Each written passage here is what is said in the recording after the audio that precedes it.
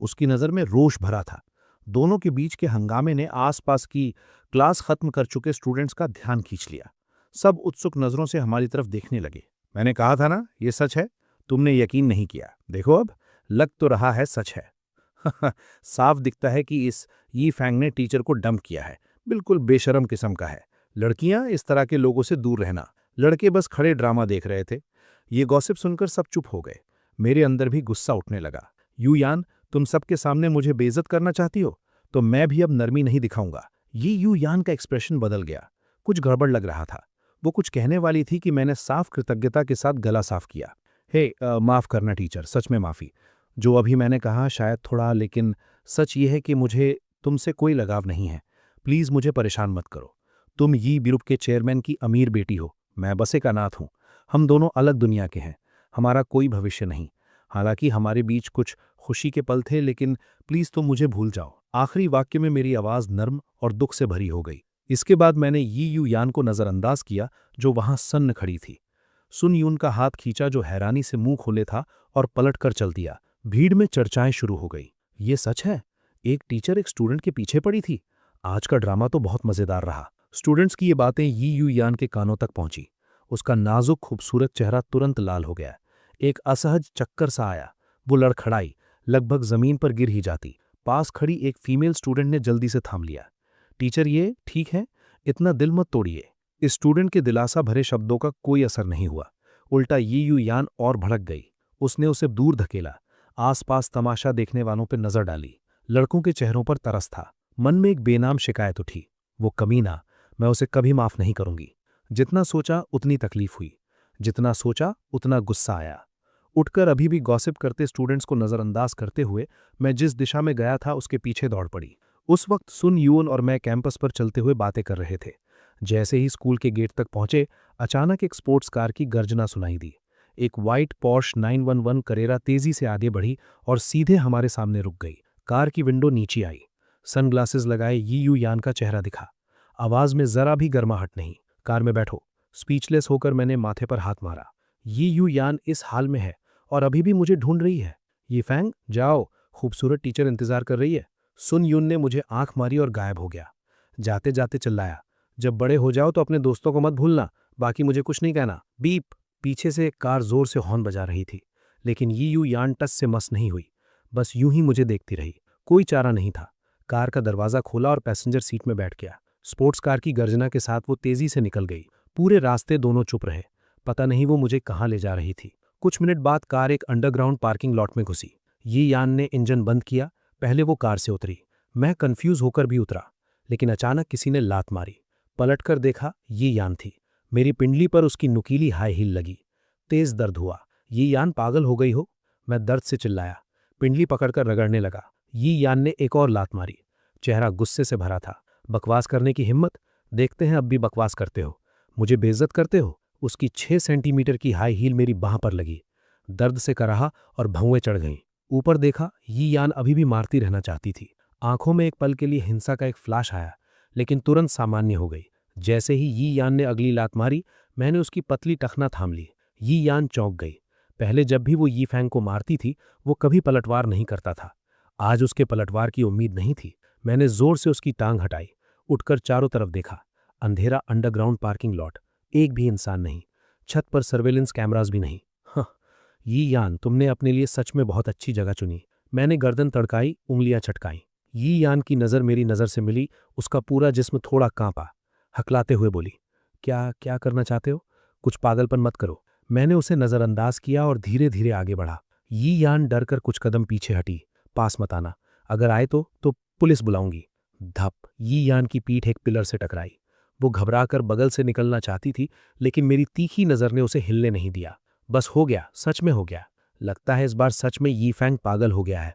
क्या मुझे पीटा जाएगा? आखिर मैंने उसे काफी तंग किया है। मैं धीरे धीरे उसके पास आ गया। यी यान इतनी डर गई कि आंखें कसकर बंद कर ली।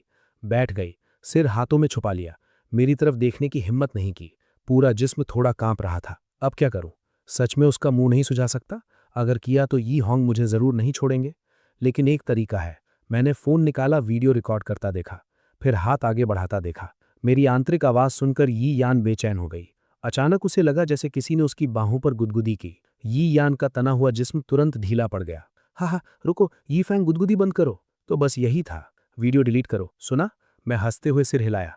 क्या हो अगर नहीं किया तो? तिस तिस साफ रोने वाली है फिर भी रोक रही है। सोचा अगर कुछ और करूं तो क्या सच में रोने लगेगी? इसका रोने वाला चेहरा देखना चाहता हूं। देखूं नॉर्मल लोगों से अलग है या नहीं। आखिर ये महिला हमेशा वो घमंडी और कठिन रवैया बनाए रखती है। ये सोचकर थोड़ा एक्साइटेड हुआ। फिर से हाथ उठाया। रुको और मत मारो, यी यान ने जल्दी से गुजारिश की। क्या ये बदतमीज सच में पागल हो गया है? मेरे साथ ऐसा करने की हिम्मत? मैंने पहले शुरू किया लेकिन उसने इस तरह मारा।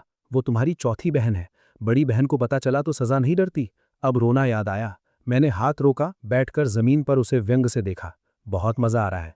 ये घमंडी अमीर लड़की आखिरकार रोई। लेकिन जितना देखा उतना कुछ अजीब लग रहा है। ये अजीब क्यों लग रहा है? लगता है पहले कहीं मिली थी। यी यान को मेरे शब्दों का मतलब समझ नहीं आया। वो उठकर बैठी, लगातार आंसू पोंछती रही। मन ही मन मुझसे हड्डियों तक नफरत करती रही। कमीना, पक्का कमीना। बड़ी बहन को बताऊंगी कि इसने मुझे तंग किया। ये मार बेकार नहीं जाएगी। वो जरूर बदला लेगी। आस्तीन से जोर से आंसू पोंछे। उसकी खूबसूरत आंखें मुझे घूर रही थी। मैंने भौएं उठाई, हाथ उठाया जैसे फिर मारूंगा। यी यान इतनी डर गई कि तुरंत नजर हटा ली। मेरी तरफ देखने की हिम्मत नहीं की। मैंने हाथ वापस खींचा और उदासीनता से पूछा, बताओ, पहले लेक्चर हॉल बिल्डिंग में क्यों ढूंढ रही थी मुझे? यी वे की वजह से। यी यू यान ने सिसकते हुए कहा। आज सुबह जब हम दोनों में धक्का मुक्की हुई, उसे किसी ने कैमरे में कैद कर लिया। अब ऑनलाइन अफवाह फैल रही है कि हम दोनों लवर्स हैं, और उन्होंने ये भी कहा कि मैंने तुम्हें डंप किया। ये कहते हुए उसका लहजा कड़वा हो गया। जिसने फोटो ली उस पर गुस्सा था, लेकिन मुझ पर और भी ज्यादा। अगर सुबह ठीक से बात कर लेते तो कैमरे में नहीं आता और ये स्टोरी नहीं बनती। जिसने फोटो ली वो भी अच्छा नहीं, व्यूज के लिए शर्म छोड़ दी। ऐसा हुआ था? मुझे पता कैसे नहीं चला? बस एक पल हैरान हुआ। फिर आज दोपहर की घटना के बाद ज्यादा ध्यान नहीं दिया। मुझे यकीन है अब पूरे स्कूल को सब पता है। ये यान ने गालों पर आंसुओं की लकीरें पोंछी। इस बारे में बात बंद करो। जल्दी से बताओ बड़ी बहन कहाँ है? उनसे मिलना है। मैं उठा और बोला, ठीक है, लेकिन एक शर्त है। यी होंग और लैम्बा कैम को एड्रेस नहीं बताओगी। उनसे मिलना नहीं चाहता। हाँ, और वो पागल यी यू हा ओ भी। अगर ये नहीं हो सकता तो जाने दो। क्यों? डैड को ना बताना समझ आता है, लेकिन मॉम को क्यों नहीं? और हमारी छोटी बहन भी, वो बस थोड़ी तेज मिजाज है। चुप रहो।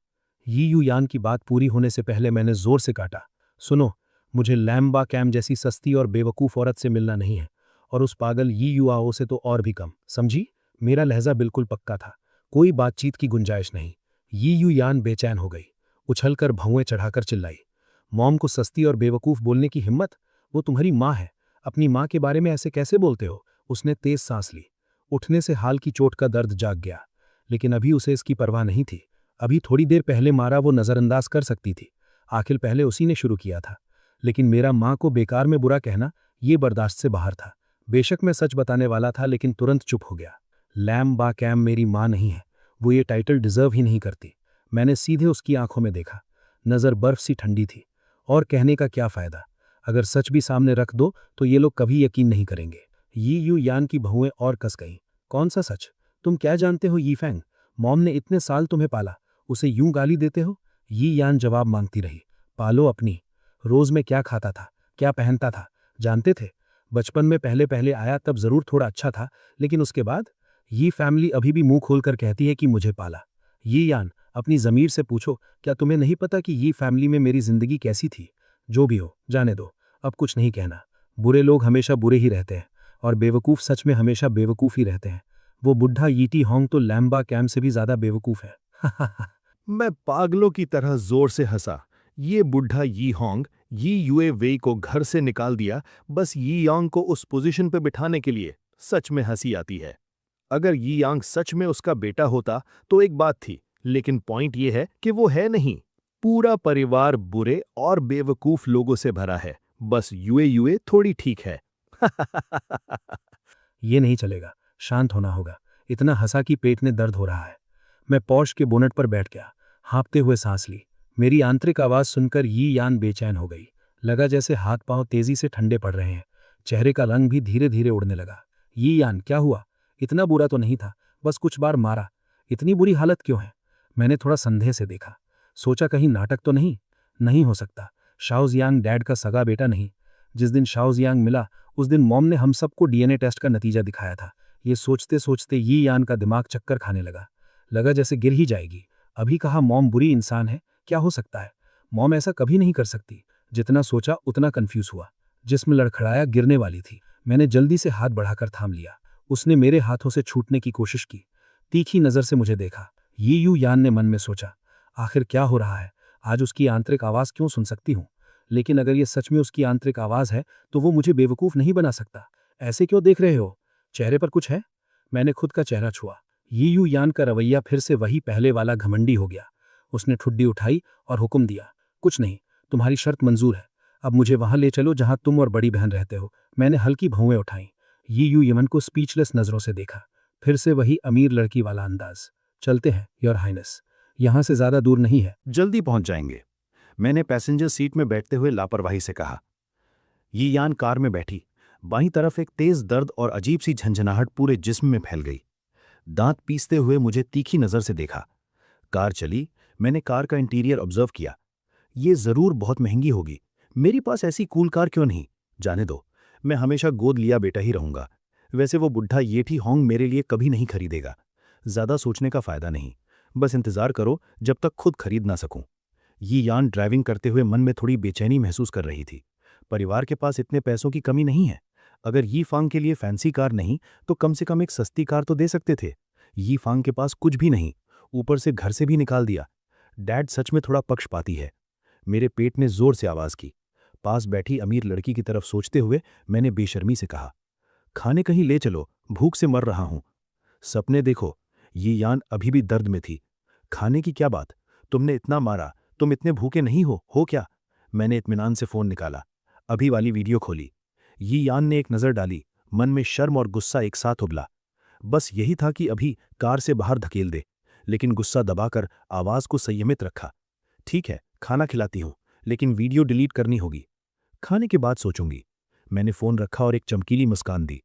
कार एक लग्जरी रेस्टोरेंट के सामने रुकी। दोनों अंदर गए। मैंने एक पूरी मेज का खाना ऑर्डर किया।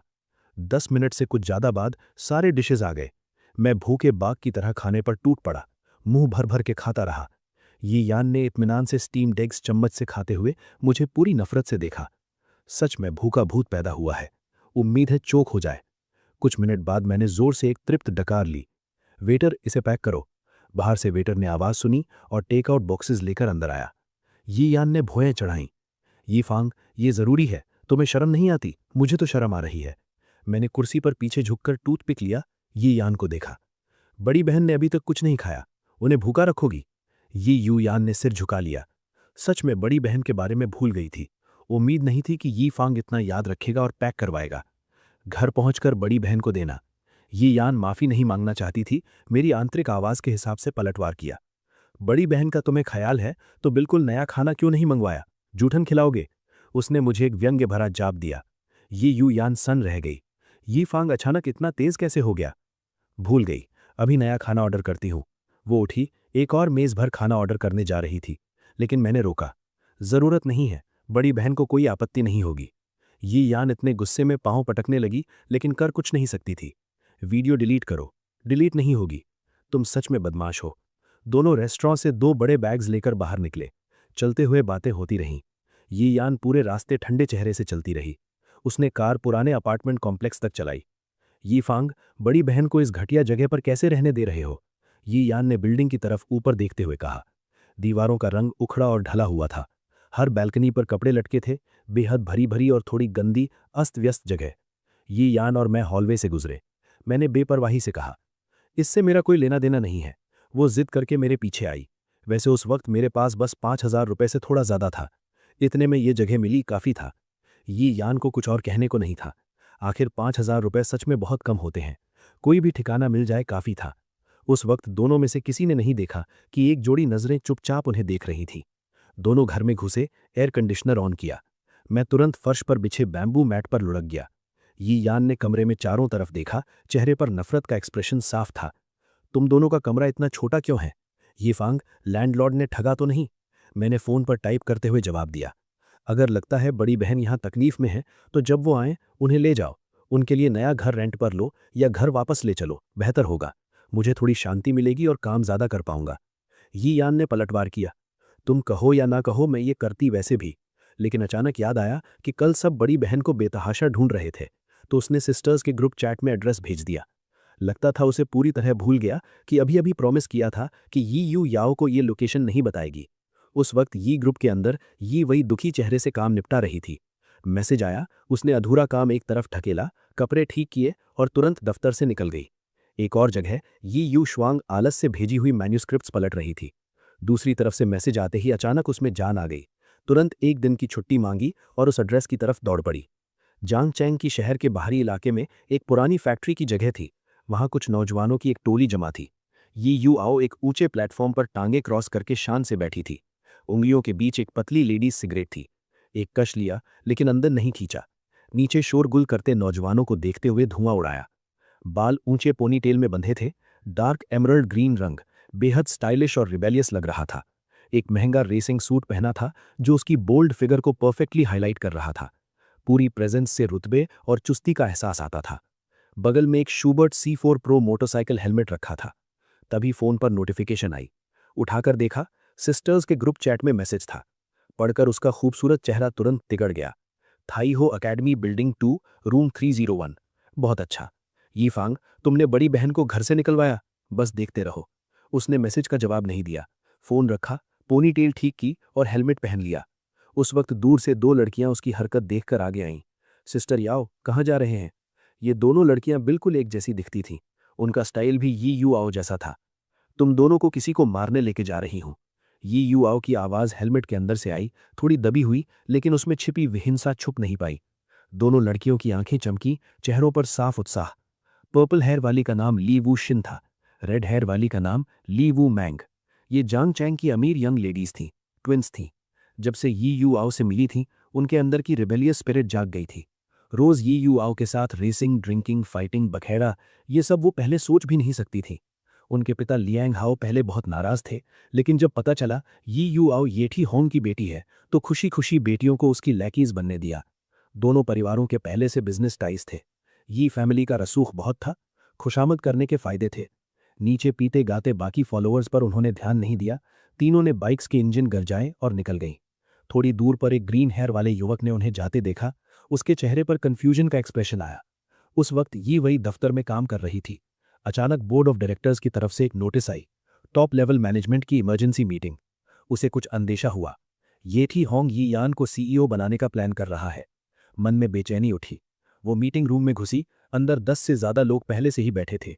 यी यान को भी वहां देखकर दिल डूब गया। यी वही के आते ही येठी होंग ने मीटिंग शुरू की। Members of the board, group एक दिन की CEO के बिना नहीं चल सकता। मैं अपने बेटे यी यान को इस पोजीशन के लिए नॉमिनेट करता हूं। कौन पक्ष में है, कौन विरुद्ध? येठी होंग के शब्दों से बोर्ड के मेंबर्स ने एक दूसरे को देखा। 5 मिनट में डिस्कशन करो, शुरू करो। ये कहकर येठी होंग चेयरमैन की सीट पर बैठ गए और एक घूंट चाय पी। यी यान उनके ठीक बगल में खड़ा था। लगभग पूरी रात जागा और सुबह जल्दी उठा था। रंग थोड़ा पीला था, लेकिन अब गालों पर 2 बीमारी के लाल धब्बे दिख रहे थे। ये वही वाइस प्रेसिडेंट की सीट पर बैठी उन्हें नफरत से फुसफुसाते देख रही थी, लेकिन कोई भी उठकर विरोध करने का इरादा नहीं था। मन में गहरी तकलीफ भरी। सब अच्छी तरह जानते थे यी यान किस तरह का इंसान है, फिर भी कोई बोलने की हिम्मत नहीं कर रहा था। 1 मिनट और इंतजार किया, अभी भी कोई नहीं बोला। वो उठी और सीधे येठी होंग की आंखों में देखा। मुझे आपत्ति है। उसकी आवाज बर्फ जैसी ठंडी, जरा भी गर्माहट नहीं। यी यान का चेहरा सख्त हो गया। फिर यी वही की तरफ अविश्वास से देखा। क्या यी वही पागल हो गई है? विरोध क्यों कर रही है? वैसे तो हमेशा ठंडी रहती थी, लेकिन उसके साथ ठीक ठाक ही थी। आज अचानक क्यों कूद पड़ी? वो अंदर ही अंदर चिल्ला रहा था। इतना करीब था कामयाबी के, यी वही ने सब बर्बाद कर दिया। लगभग शांत एक्सप्रेशन बनाए नहीं रख पाया। येठी होंग ने यी वही को हैरानी से देखा। चिल्लाया, तुम्हें पता है क्या कह रही हो? नीचे बैठे लोगों ने भी यी वही को जटिल नजरों से देखा। येठी होंग का यी ग्रुप पर पूरा कंट्रोल था। हालांकि उनके पास कुछ डिसीजन मेकिंग और एडवाइजरी पावर था, लेकिन येठी होंग के सामने इसकी कोई वैल्यू नहीं थी। येठी होंग उन सब के कितने राज जानते थे, वरना बहुत पहले ग्रुप से बाहर हो जाते। अमीरी और ऐशो अशरत के लिए उन्हें अपनी जिंदगी इस बुढ़े येठी होंग के हवाले करनी थी। लेकिन यी वही अलग थी। वो येठी होंग की बेटी थी, वाइस प्रेसिडेंट भी थी। जो वो नहीं कह सकते थे, यी वही कह सकती थी। यी वही की ठंडी नज़र येठी होंग से टकराई। पीछे हटने का कोई इरादा नहीं था। मुझे यी यांग के यी ग्रुप का सीईओ बनने पर आपत्ति है। वो इसी तरह के इंसान हैं। यी होंग ने सच में उम्मीद नहीं की थी कि यी वाई सभी शेयर होल्डर्स के सामने उनका विरोध करने की हिम्मत करेगी। यी यांग की मुट्ठी कस गई। यी वाई को देखने का तरीका पूरी तरह बदल गया। ठीक है, जब मैं सीट पर पूरी तरह बैठ जाऊंगा सबसे पहले तुम्हें हटाऊंगा। यी वाई ने फिर आवाज उठाई। मिस्टर चेयरमैन, यी यांग अभी हाई स्कूल से ग्रेजुएट हुए हैं, यूनिवर्सिटी भी नहीं जा रहे। पिताजी, उन्हें ग्रुप सौंपना सच में समझदारी नहीं है। यी वाई के शब्द निशाने पर लगे। हर शब्द यी यांग के दिल में खंजर की तरह चुभा। यी होंग का चेहरा गुस्से से लाल हो गया। मेरे साथ छोटी मीटिंग रूम में आओ। शाओ यांग, तुम भी। यी वाई बिना हिचकिचाए पीछे चली गई। उस वक्त यी होंग कमरे में गुस्से से टहल रहे थे। यी वाई को अभी भी शांत और ठंडे चेहरे से देखा। पीछे हटने का कोई संकेत नहीं। उनका गुस्सा फट पड़ा। यी वाई, तुम्हें पता है तुमने अभी क्या कहा? क्या तुम चाहती हो कि यी यांग की आगे चलकर बुराइयां हो? यी वई, पिताजी, मैं बस सच बोल रही हूँ। शुआंग में सच में इस पोजीशन के लिए काबिलियत नहीं है। यी यांग बगल में खड़ा यी वई की बातें सुन रहा था। उसकी नज़र और गहरी हो गई। इधर उधर नज़र डाली, कुछ हिसाब लगाया, फिर जोर से आंखें रगड़ी, आगे बढ़ा और यी वई के सामने सिर झुकाया। दूसरी बहन बिल्कुल सही कह रही है। सच में मुझ में ये काबिलियत नहीं है। ये कहकर उसने यी होंग की तरफ देखा। पिताजी, शायद सीईओ की पोजीशन बस दूसरी बहन को ही दे देनी चाहिए। मैं घर पर रहकर एक आइडल यंग मास्टर बन जाता हूँ। बात खत्म होते ही उसके चेहरे पर अकेलापन और उदासी थी, एक मजबूरी भरी चमकीली मुस्कान। ईवाई की आंखें सिकुड़ गईं, लेकिन यान पर्सनैलिटी खुद को अब नहीं रोक पा रही थी। वो बॉडी पर कंट्रोल लेने वाली थी, लेकिन शू पर्सनैलिटी ने उसे मजबूती से दबा दिया। ई यांग की ये घटिया चाल बहुत कारगर रही। ई होंग ने ई यांग की आंखें लाल देखीं, उन ग्रीन टी स्टाइल वर्ड्स के साथ मिलाकर हिडन मतलब समझ गए। उनका चेहरा तुरंत काला पड़ गया। ईवाई, वाइस प्रेसिडेंट होना काफी नहीं लगता? अभी शाओ यांग का विरोध किया। क्या सीईओ की सीट लेना चाहती हो? ईवाई ने सिर हिलाया और हल्की मुस्कान दी। मुझे ई ग्रुप के सीईओ की पोजीशन में कोई दिलचस्पी नहीं, बस चाहती हूं कि ई ग्रुप आगे बढ़े। पिताजी, मुझ पर भरोसा रखिए।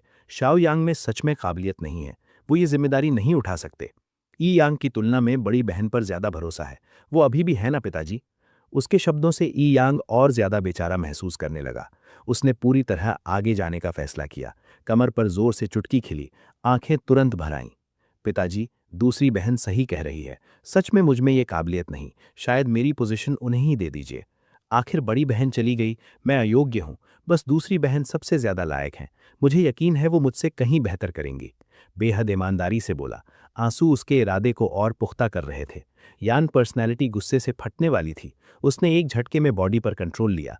शाओयांग, तुम्हारे ये शब्द जानबूझकर पिताजी को गलत फहमी दिलाने के लिए हैं। तुम्हारी पोजीशन मतलब? मुझे साफ दिख रहा है ये तुम जानबूझकर कर रहे हो। वो बात पूरी कर पाती उससे पहले शू पर्सनैलिटी ने फिर कंट्रोल ले लिया। ई वई का एक्सप्रेशन थोड़ा अप्रिय था। ई होंग की तरफ देखा। ई होंग पहले से मान चुके थे कि ई वई सीईओ की पोजीशन हथियाने की साजिश कर रही है।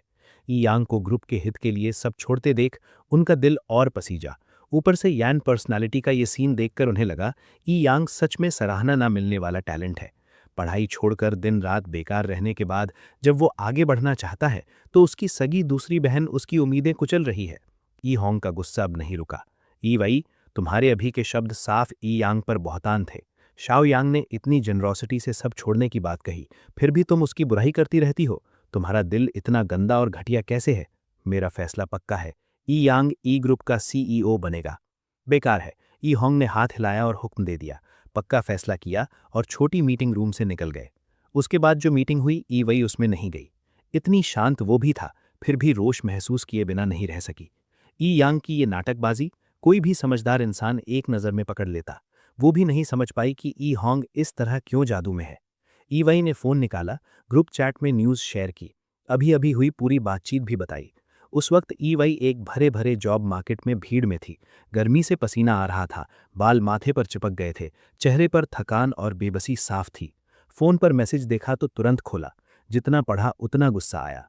उसने अपनी तकलीफ टाइप की। आज जॉब मार्केट में नौकरी ढूंढने आई, या तो रेज्यूमे पर यकीन नहीं किया या एक नज़र देखकर रिजेक्ट कर दिया। साफ है कोई जानबूझकर मेरे पीछे पड़ा है।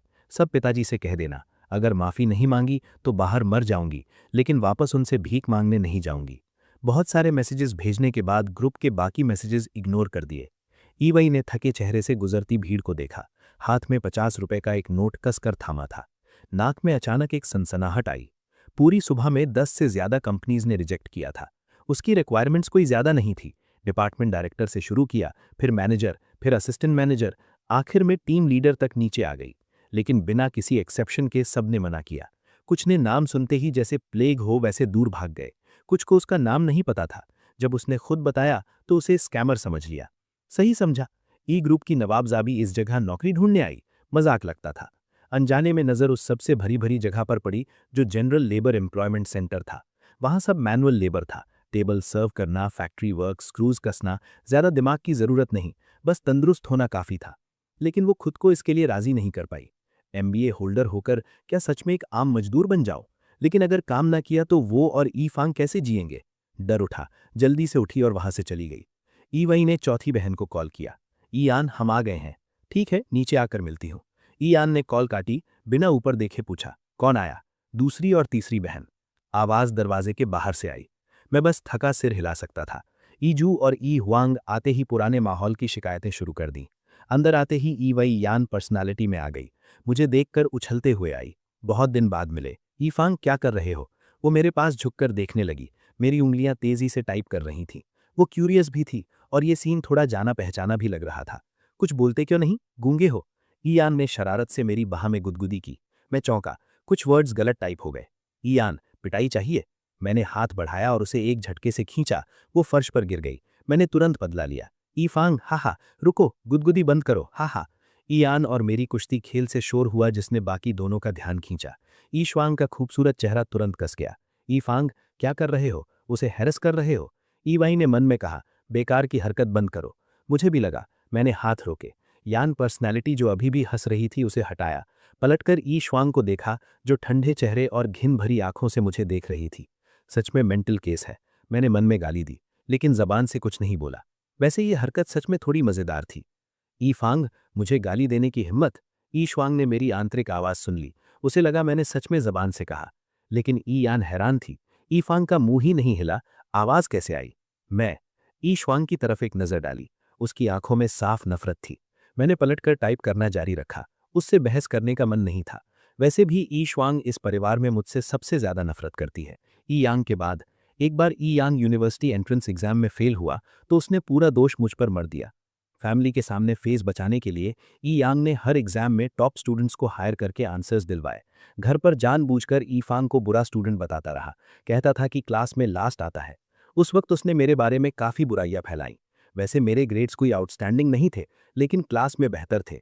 उस साल मेहनत की, एंट्रेंस एग्जाम में 562 आए, गियान यूनिवर्सिटी में एडमिशन हो गया। ई यांग ने चाहे जितना चीटिंग की, 200 से कुछ ज्यादा ही आए। शर्म से गुस्से में यूनिवर्सिटी जाने से इनकार कर दिया। सबसे हास्यास्पद बात यह थी कि ई श्वांग को बिना किसी वजह से लगा कि ई यांग का फेल होना और यूनिवर्सिटी ना जाना ई फांग की गलती है। बिना सोचे मान लिया। हमारे बीच पहले से बनती नहीं थी, ऊपर से ई यांग वाला मामला, तो मैंने उससे बात करना ही बंद कर दिया। सच में मेंटल प्रॉब्लम है। मैंने उसे कब गाली दी? और यान, जो एक्चुअली इन्वॉल्व थी, उसने कुछ नहीं कहा। तुम बीच में क्यों कूदती हो? मैंने फोन खोला, अपना बोरिंग बोरोइंग टेक्स्ट वाला काम जारी रखा। यान पर्सनैलिटी और ज्यादा हैरान हो गई। उसने अपनी खूबसूरत आंखें फाड़कर मेरे मुंह को ध्यान से देखा। ईश्वांग नहीं मानी। वो अचानक कुर्सी से उठी, कमर पर हाथ रखा, सीधे मेरे मुंह पर उंगली करके डांटने लगी। ई फांग, तुम्हें लगता है सच में पिटाई चाहिए? किसी लड़की को जब चाहो छू सकते हो। मैंने कुछ बातें कहीं और तुम्हारी हिम्मत है कि मुझे गाली दो? ऐसे स्टूडेंट की समझ नहीं आती। तुम्हारे कैरेक्टर और मॉरल्स इतने गिरे हुए क्यों हैं? ई श्वांग का ये रवैया सच में दुर्लभ था। बचपन से स्वाभाविक रूप से कमजोर इच्छा वाली, कभी खुद से किसी को डांटती नहीं थी। लेकिन मैं एक्सेप्शन था। उसके शब्द वल्गर नहीं थे, लेकिन बेहद तीखे और एग्रेसिव थे। पहले वाली सबमिसिवनेस का कोई निशान नहीं। पास खड़ी यान ने मन में अंदाजा लगाया। क्या तीसरी बहन श्वांग भी मेरी आंतरिक आवाज सुन सकती है? मैं डांट सुनकर सन्न रह गया। पलटकर गुस्से में ई श्वांग को देखा। डिडी, मैंने अचानक ये गालियां क्यों सुनी? मैंने तो मुंह ही नहीं खोला। इसके कानों में कोई प्रॉब्लम है? तभी यान बोली। तीसरी बहन, ई फांग ने सच में कुछ नहीं कहा। ई यान भी बीच में बचाव में आ गई। तुमने गलत सुना बहन। मैंने ई श्वांग को नैरो डाइस से देखा। नजर धीरे धीरे खतरनाक होने लगी। नहीं होगा, यूं ही बेकार में डांट खाऊं कभी नहीं। यी श्वांग, और पिटाई चाहती हो? मैंने उठते हुए कहा।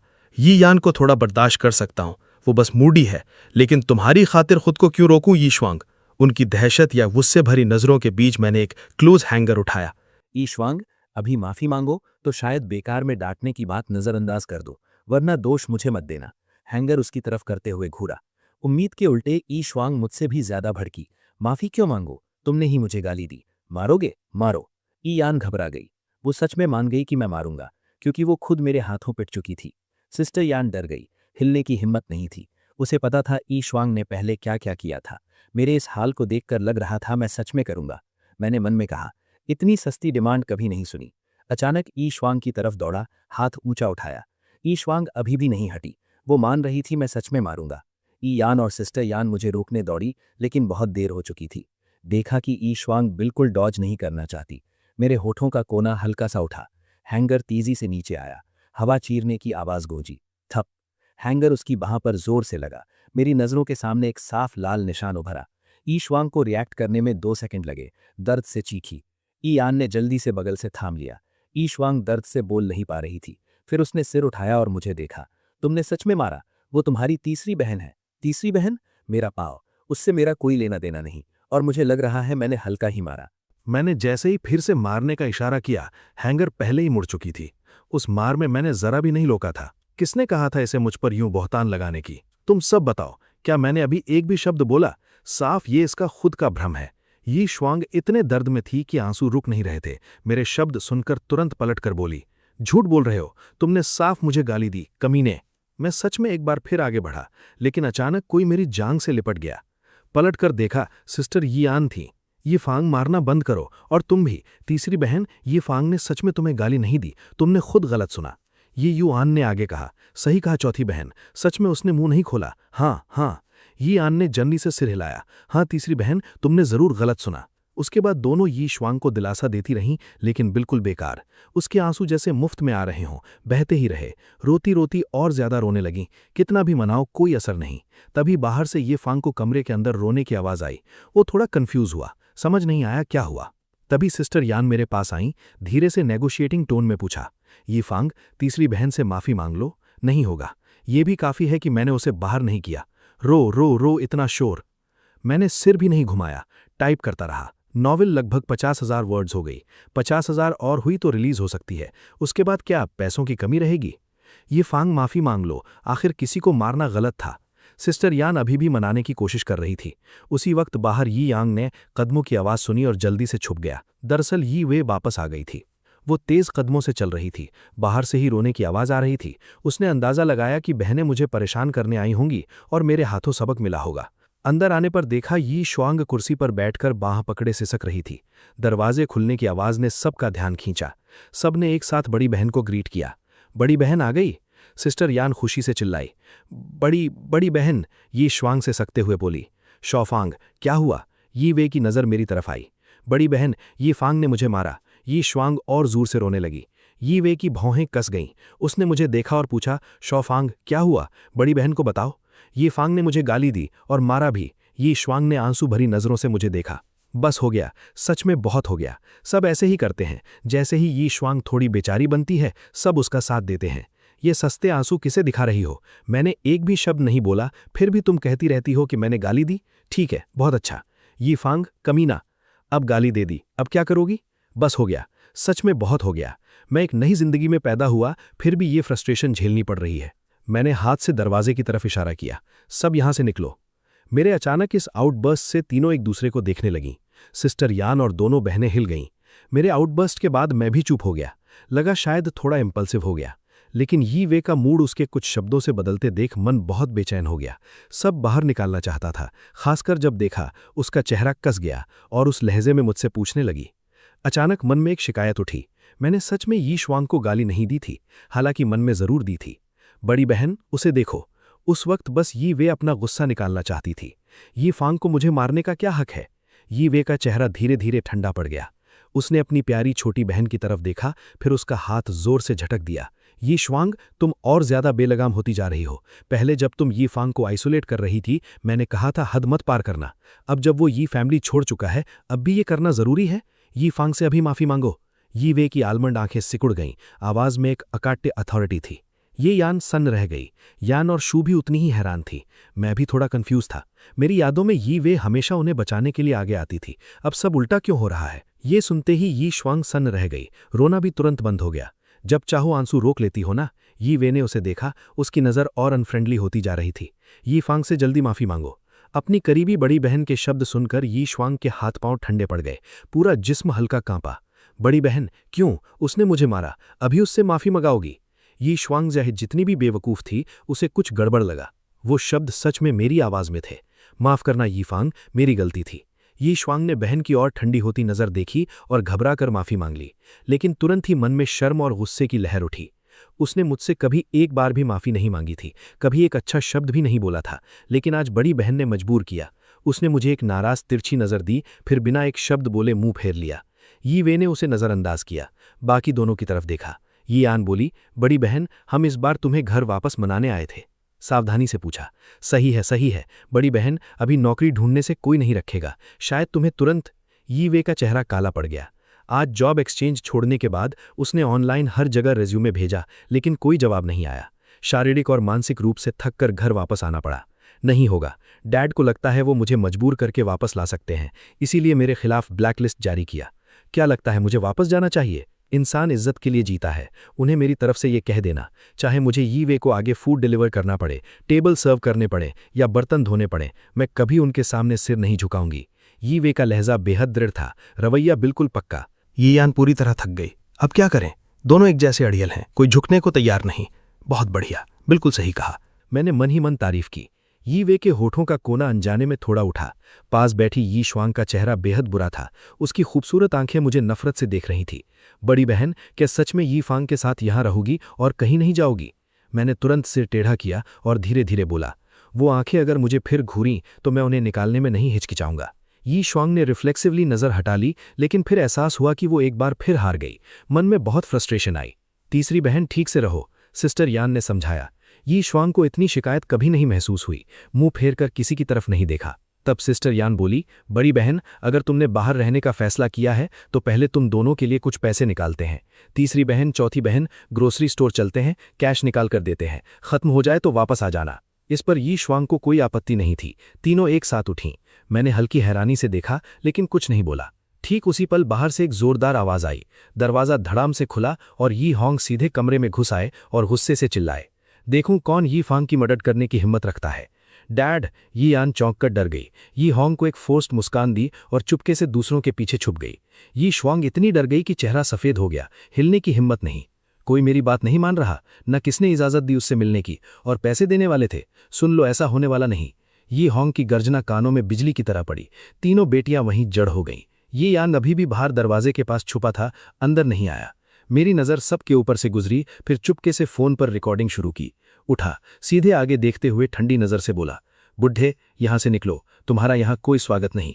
ना शुक्री, सोचा था 2 दिनों में थोड़ी तमीज आ जाएगी, लेकिन अभी भी वैसा ही है। ये फैमिली में अब तुम्हारी कोई जगह नहीं। ये होंग का गुस्सा इतना था कि बाल खड़े हो गए लगे। बुढ़े, ना शुक्री, ये ना शुक्री, शायद तुम जीना नहीं चाहते। मेरी आंखों में कैलकुलेटिंग चमक आई। ये सुनते ही यी होंग तुरंत आग बबूला हो गए। बदतमीज, क्या चाहते हो? मुझे भी मारने का प्लान है? उस पल यी वे आगे आई, पिता को बेजान नजरों से देखा, चेहरे पर भाव का कोई निशान नहीं। तुम तीनों घर जाओ, मेरे मामले में मत पड़ो। पिताजी, माफी मंगाने का ये आइडिया छोड़ दो, मैं कभी सिर नहीं झुकाऊंगी। अगर सच में मुझे घर वापस चाहते हो तो मुझसे और यी फांग से माफी मांगो। ये शब्द यी होंग को खून उगलने की हद तक गुस्सा दिलाया। यी वे, हद में रहो। पहली बात, मैं तुम्हारा बाप हूं, मेरे तुम्हारे सामने झुकने का सवाल ही नहीं। दूसरी बात, इस नाशुक्रे से माफी मांगो, सपने में भी नहीं। इस पल मैं इसे मार देना चाहता हूं। ये होंग बिना सोचे बोल रहे थे, जो भी मुंह में आया निकाल दिया। ये कहते ही वहां मौजूद हर कोई, खुद यी होंग भी सन्न रह गए। ये सुनकर यी यान का दिमाग हिल गया। उसे लगा जैसे पांव के तलवों से ठंड पूरे जिस्म में फैल रही है। अगर यी होंग का सच में ये इरादा हो तो मैं उसका मुकाबला नहीं कर सकता। ये ग्रुप के पास अभी कम से कम अरबों का लिक्विड कैश है। एक हिटमैन हायर करना काफी है मुझे निपटाने के लिए। उस पल यी होंग को एहसास हुआ कि वो गलत बोल गए, लेकिन अड़ियल होकर मुझे घूरते रहे। मेरी नज़र काली और बेहद खतरनाक हो गई। ये बुढ़ा सच में मारने का इरादा रखता है तो मुझे भी उससे जान की बाजी लगाने में कोई आपत्ति नहीं। आखिर उसके पुराने मर्डर्स के सारे सबूत मेरे पास हैं। देखते हैं कौन जीतता है, लेकिन पहले थोड़ा सूद तो वसूल लेते हैं, क्या बुरा है। चारों बहनों ने मेरी आंतरिक आवाज सुनी। सबके चेहरों पर दहशत का एक्सप्रेशन आ गया। यी वे और यी यान को पहले से कुछ अंदर की बात पता थी, लेकिन बाकी दोनों को बिल्कुल नहीं पता थी। लेकिन मुझे उनकी नजरों की परवाह नहीं थी। सीधे यी होंग की तरफ दौड़ा। बदतमीज, क्या करने जा रहे हो? यी होंग के माथे से ठंडा पसीना बहने लगा। पांव रिफ्लेक्सिवली पीछे हटे। ये देखकर यी वे आगे आई, लेकिन यी शू ने उसे रोक लिया। शू ने धीरे से सिर हिलाया। शांत रहो, अब इसमें मत पड़ो। शू ने देख लिया था कि मामला बिगड़ रहा है, तुरंत बॉडी का कंट्रोल वापस ले लिया। यी श्वांग और यान हिलने की हिम्मत नहीं कर रहे थे। ये मेरा अकाउंट नंबर है, 10 मिनट में पैसे अकाउंट में दिखने चाहिए, मैंने झुककर उनके कान में धीरे से कहा। यी होंग ने सिर झुकाया और चुपके से असिस्टेंट को मैसेज किया, अकाउंटेंट को ट्रांसफर का हुक्म दिया। थोड़ी देर में पैसे आ गए। मैंने अकाउंट बैलेंस देखा, ठंडी मुस्कान दी, फोन रखा। बुढ़े, एक और शर्त है। यी फांग, हद से ज्यादा मत जाओ, यी होंग ने धीमी आवाज में रिजेंटमेंट से कहा। जल्दी मत करो, ये शर्त तुम्हारे फायदे की है, सुनना है? मैंने भौं उठाई और हल्के से मुस्कुराया। अगर फिर पैसों की बात है तो लिमिट 10 लाख है। वरना वो तुमसे जान की बाजी लगाएगा, किसी को शांति नहीं मिलेगी। ये सुनते ही मेरी आंखें अचानक चमकी। सच में? तो एक और 10 लाख दे दो। यू होंग की आंखें तड़पड़ाने लगी, चेहरे के एक्सप्रेशन बदलते रहे। आखिरकार सिर हिलाकर माना। याद रहे, ये आखिरी 10 लाख है, एक पैसा और नहीं दूंगा, येटी होंग ने घूरते हुए कहा। आंखों में धमकी साफ थी, मन में खुशी से उछल पड़ा। और पैसे आ रहे हैं। मैंने पूरी तरह संतुष्टि से सिर हिलाया। डेट नोट दो। हाथ आगे बढ़ाया। येटी होंग का चेहरा कांपा, पूरी ताकत से गुस्सा दबाते हुए नोट दिया। मैंने लेकर छोटे छोटे टुकड़ों में फाड़ दिया, फिर अचानक जोर से बोला, हाँ, एक और बात अनाउंस करनी थी। सबकी नजरें मेरी तरफ आ गईं। कल मैंने यी फैमिली जाने का टाइम अरेंज किया है। वाक्य पूरा भी नहीं हुआ था कि यी होंग ने बीच में काटा।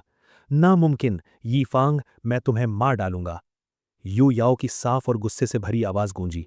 मैंने आवाज की दिशा में देखा, नजर काली पड़ गई। यू याओ, ये पागल यहां क्यों, और अपना गैंग भी लाई? मैंने अचानक पलटकर यी यान को देखा। ये यान मेरी नजर से डरकर तुरंत नजर हटा ली। शाओफांग। यू याओ ने जमीन पर फादर सन को देखा, दौड़कर देखने गई। दोनों को दर्द से बोलने में असमर्थ पाया। उसकी आंखें धीरे धीरे खूनी हो गईं, जैसे किसी को खाना हो। डैड और शाओ यांग को मारने की हिम्मत, इसे नहीं छोड़ूंगी। ये कहते हुए आक्रामक होकर घूंसा उठाया। उसके पीछे ली यूसिन और ली यू मांग भी साथ दौड़ी, लेकिन बीच में ही उसके हाथ हवा में रुक गए। बड़ी बहन का रास्ता रोके खड़ी देख उसकी आंखें थोड़ी साफ हुईं। पीछे दोनों फॉलोअर्स भी रुक गईं। यू याओ ने देखा बड़ी बहन चुप है। उसका एक्सप्रेशन धीरे धीरे बेहद अप्रिय हो गया। बड़ी बहन, इसका मतलब? यी वी चुप रही, बस उसे शांत नजरों से देखती रही। उसकी नजर बेहद ठंडी थी, एक ओवरवेलमिंग ऑरा थी। यू याओ को एक स्वाभाविक दबाव महसूस हुआ। उठी हुई मुट्ठी धीरे धीरे नीचे आ गई। पहले जब भी कुछ गलत होता या यी फांग को ज्यादा तंग करती, यी वी इसी तरह चुपचाप देखती रहती, और हर बार यी याओ को पीछे हटना पड़ता। ये पागल अगर मर्द होती तो जमीन पर चपटा कर देता। मैं दूसरों के पीछे छुपते हुए मन में सोच रहा था, लेकिन मेरे हर ख्याल को यी याओ और बाकी चारों बहनें सब सुन रही थीं। सब दहशत से पीले पड़ गए। जल्दी से यी याओ की तरफ देखा कि यी याओ का एक्सप्रेशन, जो अभी अभी थोड़ा नरम हुआ था, वो तुरंत फियर्स और ट्विस्टेड हो गया। यी वी ने ठंडी आवाज से रोका, लेकिन कोई असर नहीं। यी याओ ने बड़ी बहन को एक तरफ धकेला और सीधे मेरी तरफ दौड़ी। मैं सन्न था, जल्दी से बचने की कोशिश की। यू याओ बड़ी फुर्ती से घूमी और सीधे मेरी छाती में घुस गई। दोनों हाथ मेरी पीठ पर लपेट लिए और नोचने लगी। साथ ही बाएं शोल्डर में गहरा काट लिया। काटने की ताकत इतनी थी कि सांस उखड़ गई। यू याओ के नाखून मांस में धंस गए, खून की कुछ बूंदें निकलीं। शर्ट की पीठ गहरे लाल रंग में रंग गई। ओरिजिनल होस्ट की मेमोरीज याद की। इस सिचुएशन को हैंडल करने का तरीका ये था कि उसे कस कर पकड़ो, सिर पर हल्के से हाथ फेरो, कान में दिलासा दो। यही सबसे जल्दी काम करता है। लेकिन अगर यी याओ के इस हिस्टेरिकल स्टेट में कोई जानबूझकर और उकसाए तो वो और ज्यादा फ्रेंजीड हो जाती और बेकाबू। पलटवार करने का मन था, लेकिन नहीं कर सकता। यी होंग और यी याओ बिल्कुल अलग हैं। यी होंग का बस सेरिबेलम कम है, लेकिन यी याओ का पूरा सेरिब्रम चला गया। सिर्फ सेरिबेलम बचा है। उससे पंगा लेना जान देना है। साथ ही बाकी चारों बहनें और ट्विन्स किसी ने भी यी याओ को रोकने के लिए आगे नहीं आईं, क्योंकि बीच में पड़ने से हालात और बिगड़तीं। यी वी आगे बढ़कर उसे खींचना चाहती थीं, लेकिन जियू की मजबूत पकड़ ने उसे फिर रोक लिया। वो बस चिंतित नजरों से मुझे देखती रहीं। पुरानी सारी बातें याद आईं। यू याओ पहले ऐसी नहीं थी। अपने नवजात छोटे भाई से बहुत प्यार करती थी, लेकिन भाई के गायब होने के बाद ह्यूमन ट्रैफिकर्स से उसे हड्डियों तक नफरत थी। एक बार वो उनके साथ सड़क पर चल रही थीं, किसी ने उसके अचानक गायब होने पर ध्यान नहीं दिया।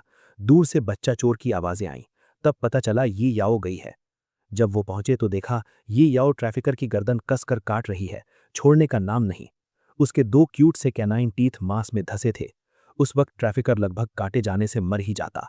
खून जमीन पर फैला था, सीधे आईसीयू जाना पड़ा। तब से यी याओ को ये मेनिया हो गया। तरह तरह के एक्सपर्ट्स के कंसल्टेशन के बाद भी कोई इलाज नहीं मिला। बाद के सालों में यी याओ खुद भी डरने लगी। जब भी बाहर एपिसोड होता वो मुझे ढूंढती, इसीलिए मेरी पीठ हमेशा घावों से भरी रहती, कंधे भी, बस दांतों के निशान हर जगह।